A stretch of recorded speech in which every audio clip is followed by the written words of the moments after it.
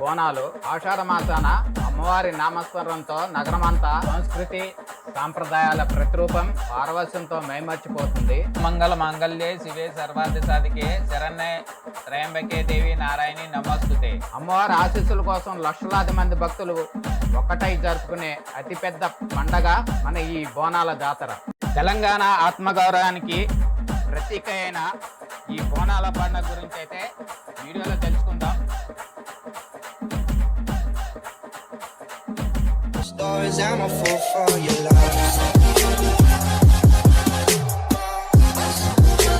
నమస్తే ఫ్రెండ్స్, నేను మీ మేకప్రసాద్ ట్రావెలర్.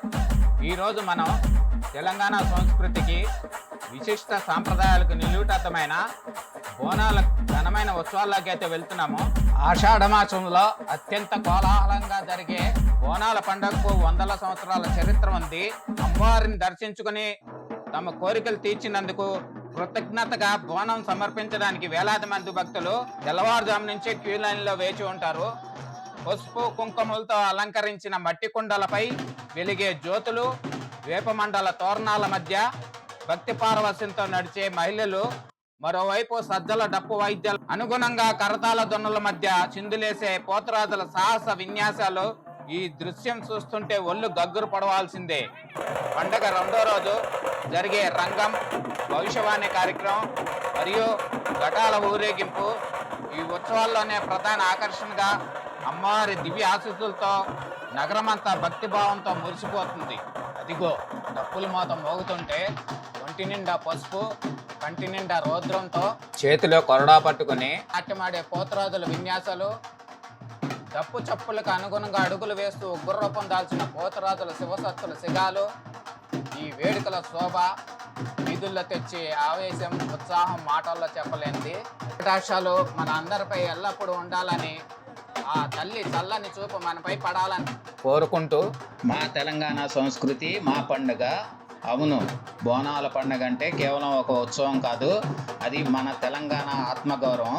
ప్రతి ఏటా ఆషాఢ మాసంలో వీధులన్నీ అమ్మవారి నామస్మరణతో డప్పులు చప్పులతో ఎలా మారిమోగిపోతాయో మన అందరికీ తెలుసు. కానీ ఈ బోనాల పండుగ వెనక ఉన్న అసలు హిస్టరీ మీకు తెలుసా? అసలు ఈ సాంప్రదాయం ఎప్పుడు, ఎక్కడ, ఎందుకు ప్రారంభమైంది? పోతురాజులు, శివసత్తుల ప్రాముఖ్యత ఏంటి? ఈరోజు మన వీడియోలో క్లియర్గా తెలుసుకుందాం.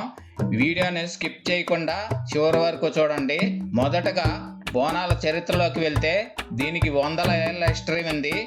1813వ సంవత్సరంలో హైదరాబాద్, సికింద్రాబాద్ జంట నగరాల్లో భయంకరమైన ప్లేగు వ్యాధి మహమ్మారి ప్రబలి వేలాది మంది ప్రాణాలు కోల్పోయారు.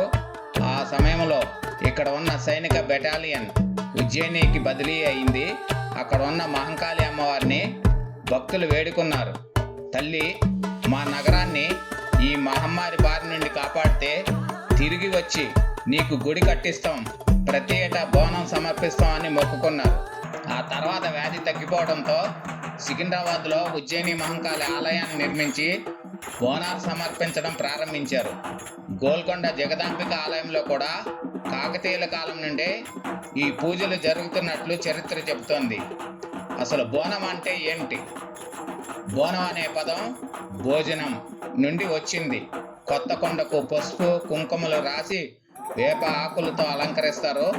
అందులో వండిన అన్నం, పాలు, బెల్లం, నెయ్యితో చేసిన పరమాన్నాన్ని ఉంచుతారు. దీనిపై వెలిగించిన జ్యోతిని ఉంచి మహిళలు ఎంతో భక్తి శ్రద్ధలతో నెత్తిన మోస్తూ అమ్మవారికి సమర్పిస్తారు. ఇది ప్రకృతిని, అమ్మవారిని పూజించే ఒక గొప్ప సాంప్రదాయం. బోనాల ఉత్సవాల్లో అత్యంత ఆకర్షణీయమైన ఘట్టం పోతురాజుల విన్యాసాలు. పోతురాజు అమ్మవారి తమ్ముడిగా భావిస్తారు. ఒంటి నిండా పసుపు, ముఖానికి కుంకుమ, చేతిలో కొరడా పట్టుకుని డప్పు చప్పుళ్ళకు అనుగుణంగా నృత్యం చేస్తూ భక్తులను అలరిస్తారు. ఇక శివసత్తుల పూనకాలు మరియు వారు చెప్పే భవిష్యవాణి రంగం ఈ పండుగలో అత్యంత పవిత్రమైన ఘట్టం. రాబోయే రోజుల్లో వర్షాలు ఎలా పడతాయి, ప్రజలు ఎలా ఉంటారు అనేది అమ్మవారే శివసత్తుల రూపంలో చెబుతుందని భక్తుల నమ్మకం.